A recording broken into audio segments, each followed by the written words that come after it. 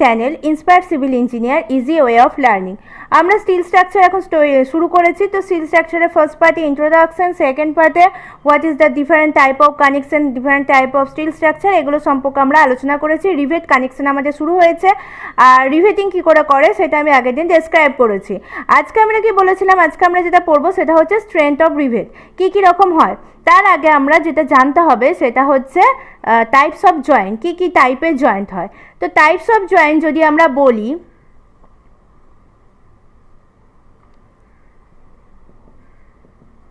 Types of জয়েন্টের মধ্যে কী আসে, প্রথমেই যে জয়েন্টটা আমরা বলবো সেটা কি, সেটা হচ্ছে আমার ল্যাপ জয়েন্ট। তো ফার্স্ট অফ অল আমরা যে জয়েন্টটার কথা বলবো সেটা হচ্ছে কি, ল্যাপ জয়েন্ট। ল্যাপ জয়েন্ট মানে কি, ল্যাপ কথাটার অর্থ কি, ল্যাপ কথাটার অর্থ হচ্ছে কোল। তার মানে একটা মেম্বার যদি আরেকটা মেম্বারের উপরে চেপে থাকে তখন আমরা যে জয়েন্টটা প্রোভাইড করি সেটাকে বলা হচ্ছে ল্যাপ জয়েন্ট। ল্যাপ জয়েন্টে যদি আমরা ছবি আঁকি তাহলে সেটা কীরকম হবে, যে এরকম একটা প্লেট রয়েছে আর তার সাথে কি হচ্ছে, তার নিচে বা তার ওপরে আমরা একটা প্লেটকে বসালাম, দিয়ে কি করছি, দিয়ে সেটাকে রিভেট অর বোল্ট দিয়ে আমরা কানেক্ট করে দিচ্ছি। এরকমভাবে আমরা দেখতে পাবো কানেক্টেড হয়ে গেছে। তাহলে একটা মেম্বারের ওপর আরেকটা মেম্বার ল্যাপিং করে আছে, তখন আমরা যে জয়েন্টটা প্রোভাইড করি সেটাকে বলা হচ্ছে ল্যাপ জয়েন্ট। সেকেন্ড যে জয়েন্টটা আমরা জানবো সেইটাকে বলা হচ্ছে কি, বাথ জয়েন্ট। বাথ জয়েন্ট মানে হচ্ছে দুটো মেম্বারকে যদি আমরা মুখোমুখি কানেক্ট করি তখন তাকে বলা হবে বাথ জয়েন্ট। যেমন এই একটা মেম্বার আছে আর এই একটা মেম্বার আছে, দুটো মেম্বারকে আমরা কি করে কানেক্ট করব, যদি বাই উইদাউট ওয়েল্ডিং বলে, ওয়েল্ডিং হলে আলাদা ব্যাপার, আমরা মাঝখানে ওয়েল্ডিং করে দেবো। যদি রিভেট দিয়ে করি তাহলে কি করি, একটা কভার প্লেট দিয়ে এইভাবে কানেক্ট করে দিই। এইটাকে বলা হচ্ছে single cover butt joint. Single cover butt joint কেন বলছি, কারণ এর দেখা যাচ্ছে একটাই কভার রয়েছে, দুটো কভার নেই, সেজন্য এটাকে আমরা বলবো কি, single cover butt joint. Single cover butt joint. এখন এইটা ডবল কভার বাথ জয়েন্টও হয়। ডবল কভার বাথ জয়েন্ট মানে কি, যেমন আমরা এই সাইডে কভারিং করলাম সেইটাকেই যদি আমরা অপর সাইডেও কভারিং করে দিই তখন সেটাকে আমরা বলতে পারি ডবল কভার বাথ জয়েন্ট। তাহলে সিঙ্গেল কভার বাথ জয়েন্টে কি হচ্ছে, একটা দিকে আমার কভারিং মেটেরিয়ালটা বা কভারিং প্লেটটা থাকছে, আর যদি দু সাইডে কভারিং করা থাকে, দু সাইডে যদি কভারিং করা থাকে, দু সাইডে যদি কভার প্লেট দেওয়া থাকে তখন সেটাকে আমরা কি বলবো, ডবল কভার বাথ জয়েন্ট। তাহলে এটা হচ্ছে ডবল কভার বাথ জয়েন্ট। আর যদি মেম্বারে একটা কভার প্লেট দিয়ে কানেক্ট করা থাকে তখন সেটাকে আমরা বলবো কি, সিঙ্গেল কভার বাথ জয়েন্ট। এখন single cover butt joint, double cover butt joint, এগুলো কার জন্য, সিঙ্গেল রিভেটের জন্য, কারণ এক একটা প্লেটের দিকে কি হচ্ছে, এক একটা করে কানেকশন হচ্ছে। এখন এইটা যদি সিঙ্গেল রিভেটেড না বলে যদি ডবল রিভেটেড বলতো তাহলে আমাদের কি করতে হতো, এরকম করতে হতো। আচ্ছা, এইটা কি বললাম, সিঙ্গেল কভার বাথ জয়েন্ট হচ্ছে এইটা, আর এইটা হচ্ছে কি, double cover butt joint. Double cover butt joint.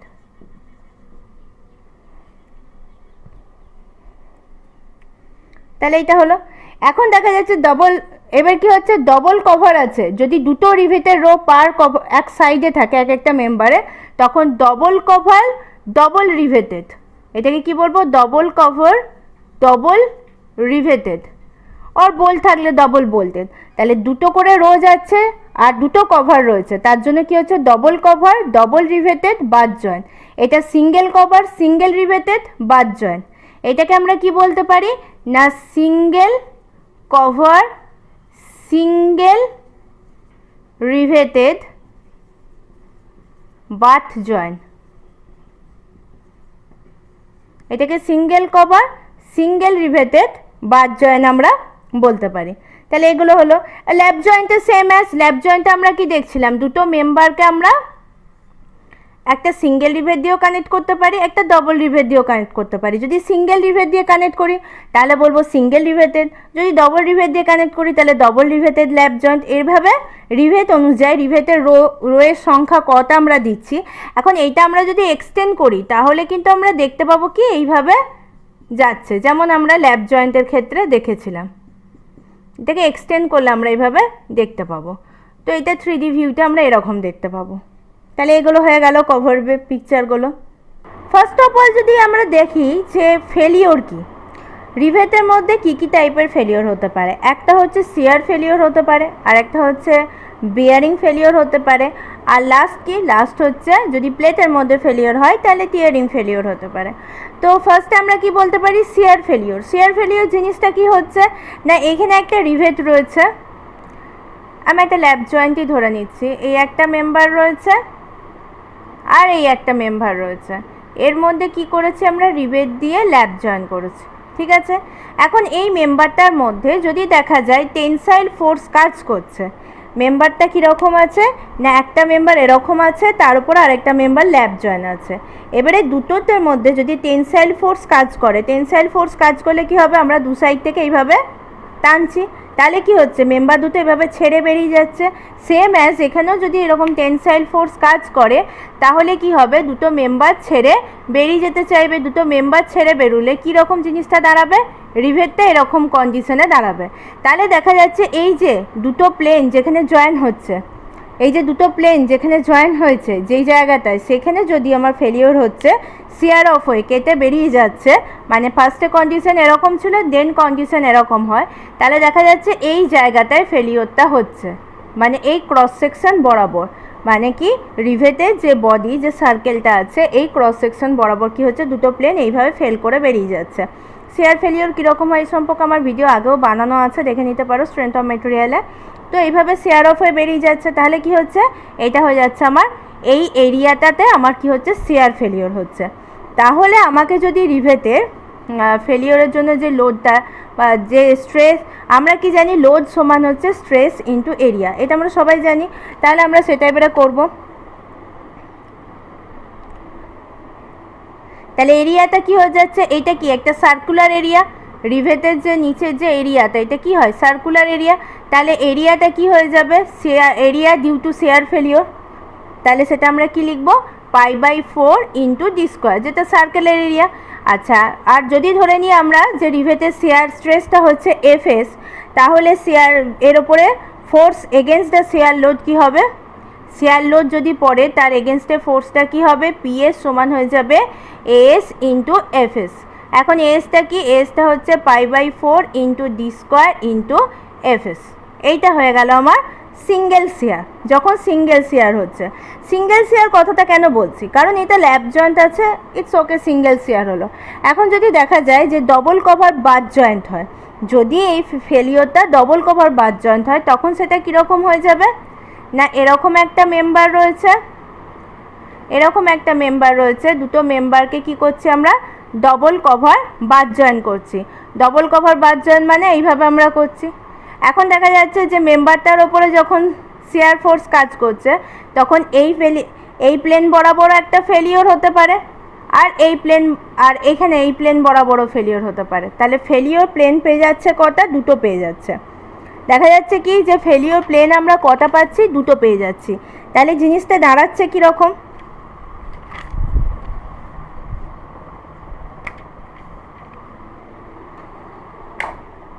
তাহলে ফেলিওর প্লেন আমরা কটা পাচ্ছি, জিনিসটা দাঁড়াবে যেটা সেটা হচ্ছে,